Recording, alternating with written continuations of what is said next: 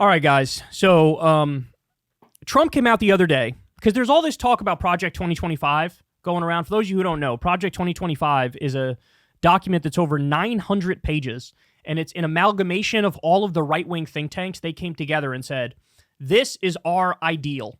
Like, here are all of the policies that we are going to implement in a second Trump term. Here's the list of what we think is the way forward, right? And we've gone through it before.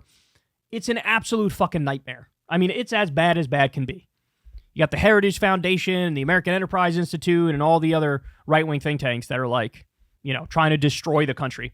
So they released that, and Democrats have actually been using 2025 to bash Trump over the head repeatedly. And that's smart. They should do that. Because this is, at the very least, some of this stuff in there is definitely the stuff Trump is going to do. It's probably more than that. It's probably the majority of stuff Trump's going to do is directly from there. So Trump sees this as a weakness that he's getting hammered with it over and over. So he comes out and says the following: I know nothing about Project 2025. I have no idea who's behind it. I disagree with some of the things they're saying, and some of the things they're saying are absolutely ridiculous and abysmal. Anything they do, I wish them luck, but I have nothing to do with them. By the way, I love the idea. He says, they're ridiculous and abysmal, but I wish them luck. If they're ridiculous and abysmal, why would you not wish them bad luck, right? Like, that makes absolutely no sense. All right, so first of all, let me point this out.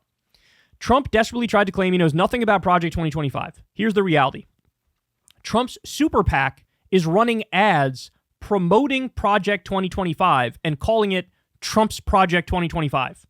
His top aide and former bag boy, John McEntee, is the guy behind Project 2025, one of the top guys. His press secretary is starring in recruitment ads for Project 2025. Trump himself said he, quote, needs the Heritage Foundation, which is the number one organization behind Project 2025, to enact his agenda. Okay. Somebody came out with a list. It was like 6 or 7 different top administration officials in Trump's 2016 administration. They are the ones directly involved with Project 2025. So again, this isn't like, you know, I don't even know what this is. I don't even know what this is. Fucking, of course you know what it is. All right, now beyond that, what's in this document that Trump knows, Jesus, this is like a massive electoral liability for me, and I got to try to run away from it. If there's one thing Republicans are afraid of, it's people accurately and correctly describing what they're going to do. Because they know it's not popular. They know it's not popular. So here's just some of the stuff in Project 2025. So they want Trump to use emergency powers to prosecute companies involved in the production and sale of pornography. In other words, they want to ban porn.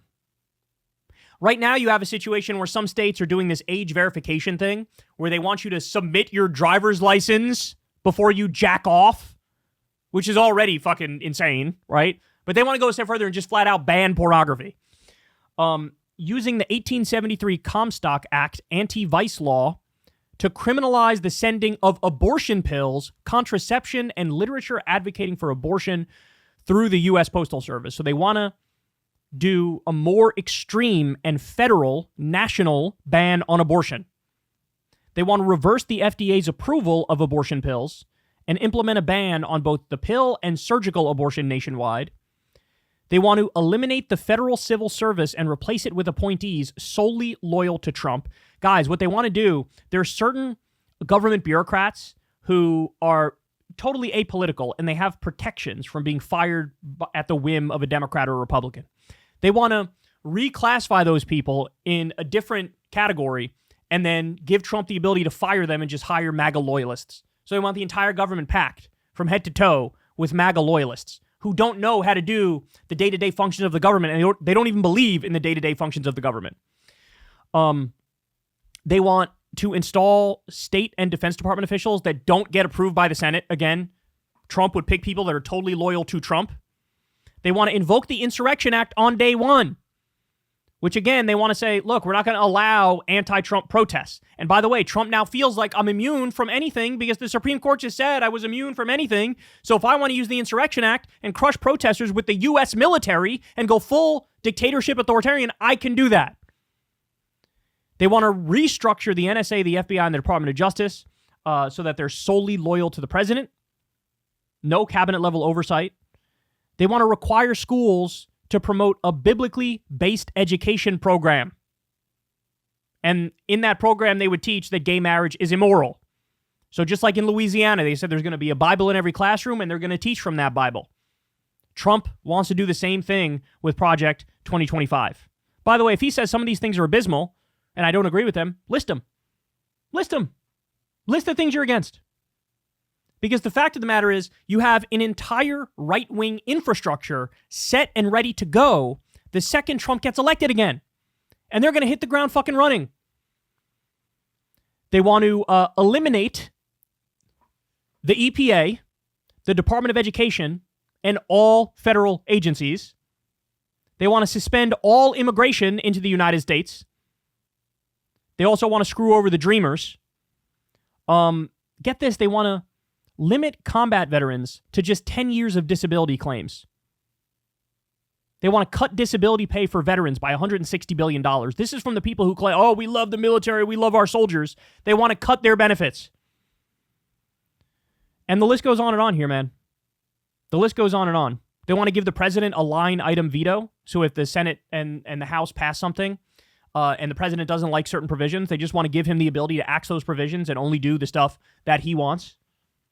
Line item veto is a crazy idea. Again, this is unitary executive theory. It's saying we have a king, we have an emperor, we don't have a president. Now, by the way, watch them flip on a dime the second a Democrat is in power. Then all of a sudden it's we shouldn't have a strong executive, you know, the Senate and Congress and the courts should check the president. But when it's Trump, when it's a Republican, they want to give them all the power in the world.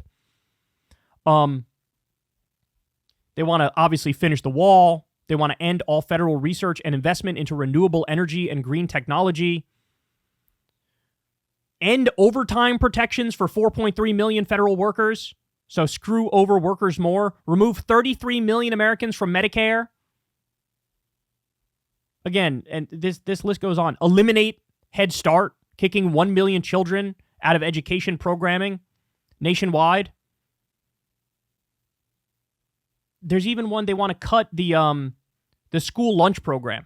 They want to cut the school lunch program. That's listed in here somewhere as well. By the way, there was a great tweet going through more of it, and they explained, it's ironic because if anybody who thinks Trump is a populist, in this document, they say, effectively, they want war with Iran.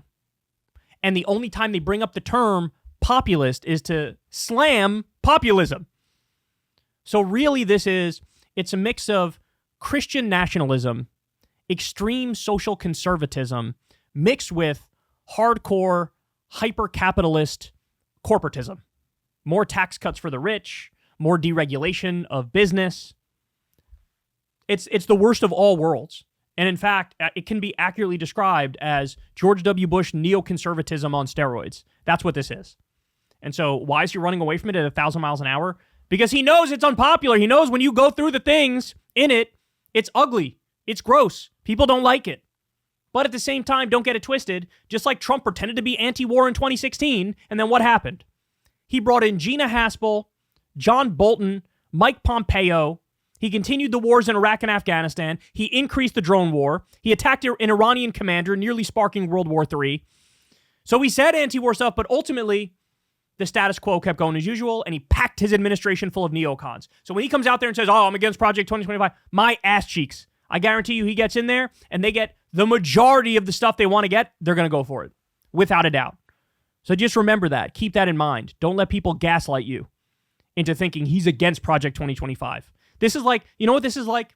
This is like when Hillary, in the debate in 2015 and 16, came out and said, TPP? I'm against TPP, bro. I don't even know about TPP. I'm totally against TPP, bro. And, well, hold on. You just previously called it the gold standard. You were pushing for TPP. You defend NAFTA. You're pushing for this trade deal and other trade deals. But now, under pressure from Trump, it's TPP, bro. I don't even know what you're talking about. Everybody knew she still supported TPP. Same thing with Trump here. This is his equivalent of that. Oh, no, it's Project 2025. I don't know what you're talking about, bro. Are you kidding me? You're in favor of virtually everything in there, maybe with some exceptions, but who's really going to be steering the ship? It's going to be your hardcore loyalists. It's going to be the Heritage Foundation types, just like last time.